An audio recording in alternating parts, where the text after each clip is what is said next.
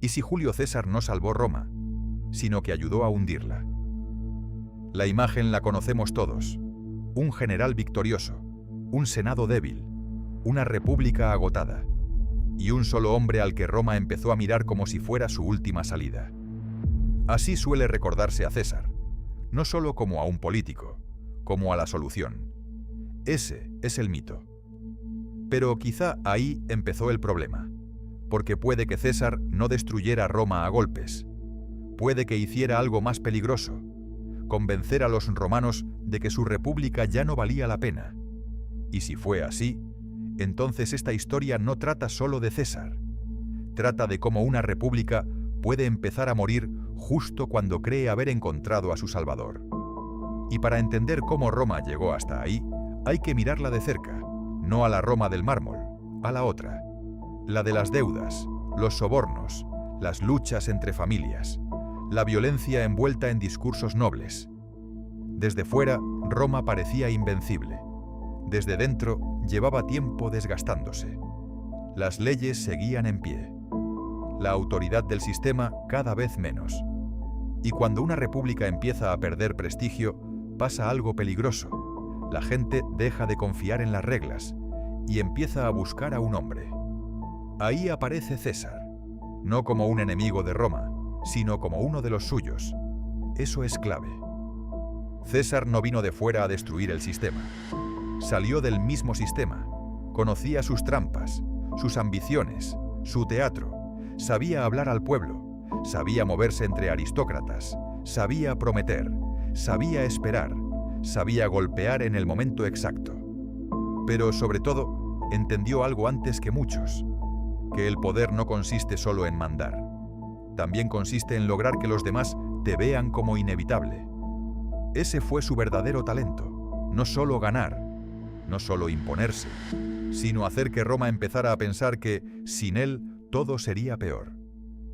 Porque un tirano evidente da miedo.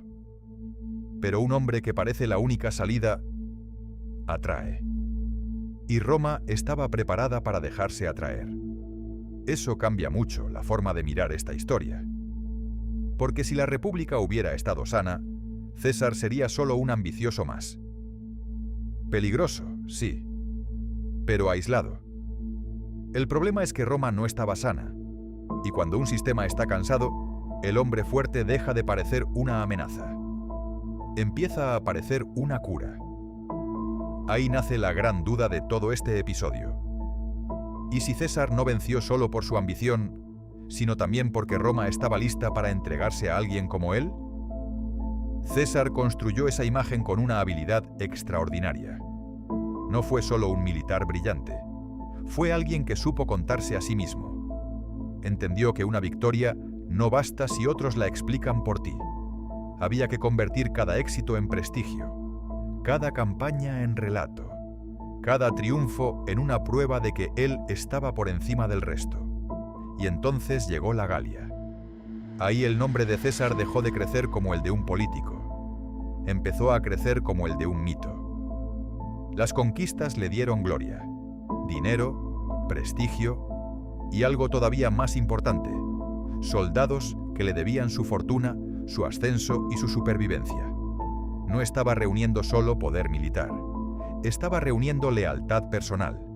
Y eso, para una república, era veneno. Porque una república vive de equilibrios, de cargos limitados, de poder repartido, de la idea de que nadie puede convertirse en el centro absoluto del sistema.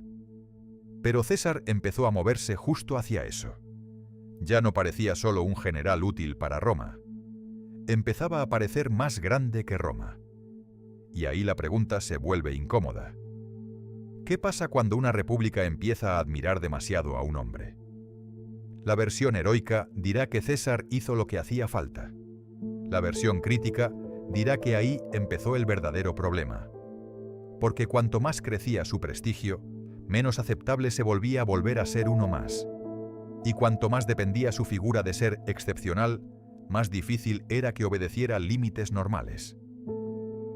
Aquí la historia empieza a tensarse de verdad. Porque ya no se trata solo de si César era brillante. Eso casi nadie lo discute. La cuestión es otra. Si una república puede seguir siendo república cuando un solo hombre acumula victorias, riqueza, propaganda y un ejército que le es leal a él.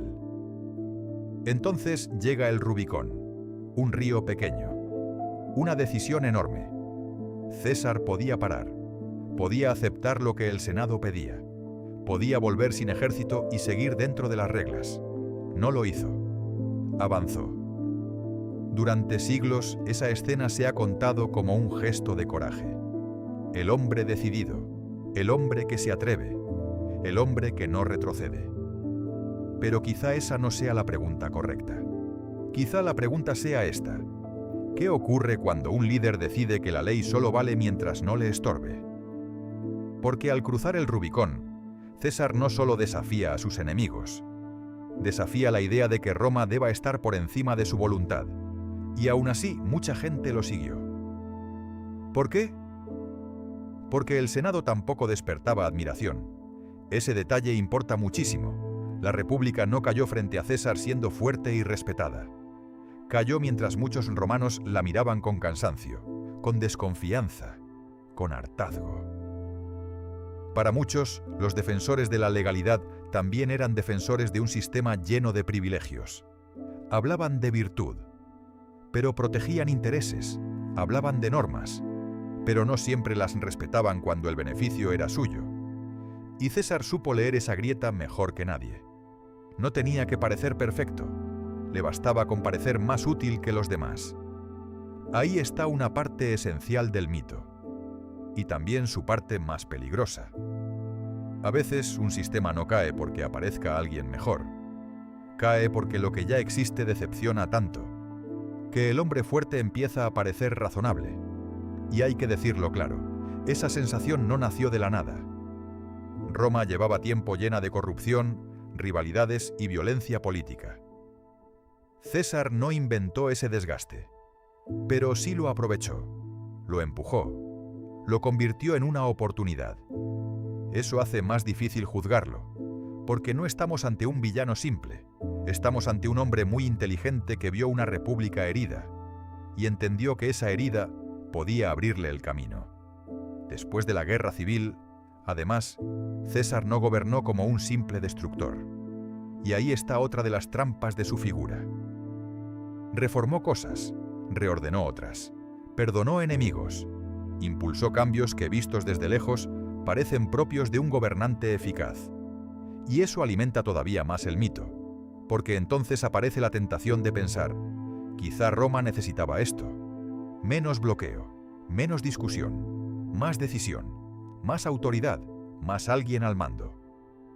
Pero ahí es donde conviene frenar, porque una república no se define solo por ser eficaz, también se define por poner límites, por repartir poder, por impedir que una sola persona se confunda con el Estado entero.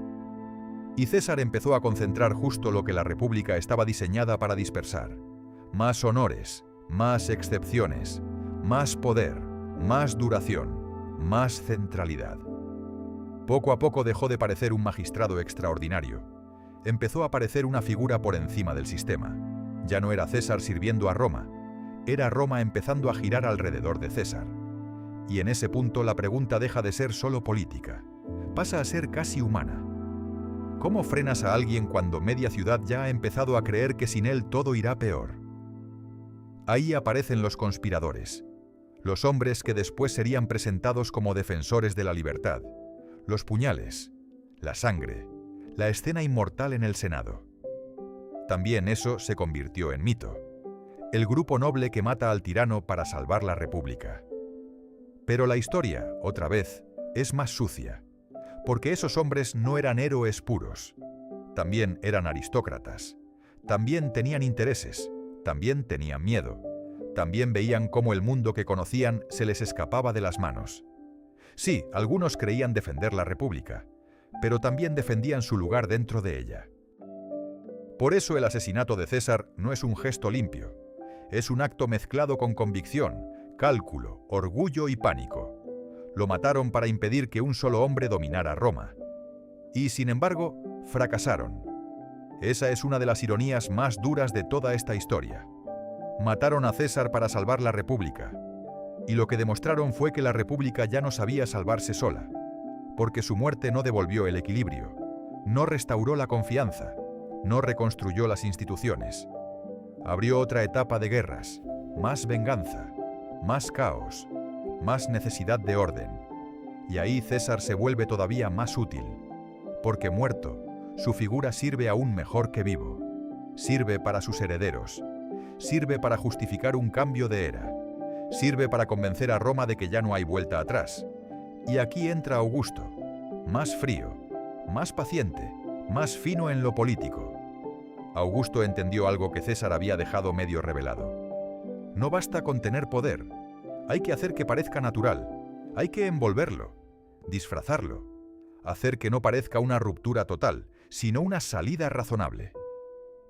Donde César tensó demasiado pronto, Augusto supo tensar sin que casi se notara. Por eso César importa tanto, no solo por lo que hizo, sino por lo que dejó preparado. Fue el puente, el hombre que empujó a Roma hasta un punto del que ya no supo volver, el que convirtió lo excepcional en costumbre, el que debilitó tanto la lógica republicana que el imperio pudo presentarse como la única salida estable. Entonces, ¿quién necesitó el mito de Julio César? Muchos. Lo necesitó el nuevo orden imperial, porque una figura casi sobrehumana ayudaba a justificar lo que vino después. Lo necesitó una parte del pueblo, porque era más fácil creer en un gran hombre que confiar otra vez en una élite desgastada. Lo necesitaron siglos fascinados por la fuerza, la conquista y el líder que parece estar por encima del procedimiento. Y lo siguen necesitando todos los que, cuando las instituciones decepcionan, empiezan a soñar con alguien que lo arregle todo solo. Ese es el verdadero problema de estos mitos. No se quedan en el pasado, vuelven. Cada vez que una sociedad se cansa del debate, cada vez que la ley parece lenta, cada vez que el sistema pierde prestigio, cada vez que el orden empieza a seducir más que los límites, César vuelve. No con toga, no con laurel, no con estatuas, vuelve como deseo, como la fantasía del hombre eficaz, del que llega para arreglar lo que otros no supieron sostener, del que promete cortar el nudo de una vez. Y ahí esta historia deja de ser solo romana, y empieza a hablarnos de nosotros. Porque quizá el mito de Julio César no sea solo el del conquistador brillante, quizá sea sobre todo el del líder fuerte que parece inevitable cuando una república deja de creer en sí misma, y por eso sigue siendo tan incómodo, porque resulta fácil admirarlo. Era brillante, era audaz, era magnético, su grandeza no era inventada, y precisamente por eso el mito funciona. Los relatos más eficaces no se construyen sobre una mentira total, se construyen seleccionando, amplificando, callando justo lo necesario. Sí, César fue extraordinario. Pero esa no es la pregunta importante. La pregunta importante es otra. ¿Qué le hizo a Roma esa extraordinariedad? ¿La salvó? ¿O acostumbró a los romanos a mirar por encima de sus propias reglas? ¿La rescató? ¿O la empujó hasta un punto en el que la República empezó a parecer un estorbo en lugar de una protección? Tal vez la verdad más incómoda sea esta. Roma no cayó solo por culpa de un hombre ambicioso. Cayó también porque llegó un momento en que demasiados romanos estuvieron dispuestos a cambiar límites por eficacia, discusión por obediencia y república por alivio. Y Julio César entendió esa debilidad antes que nadie. No derribó una Roma sólida desde fuera. Encontró una Roma cansada, llena de grietas, y supo empujar justo ahí.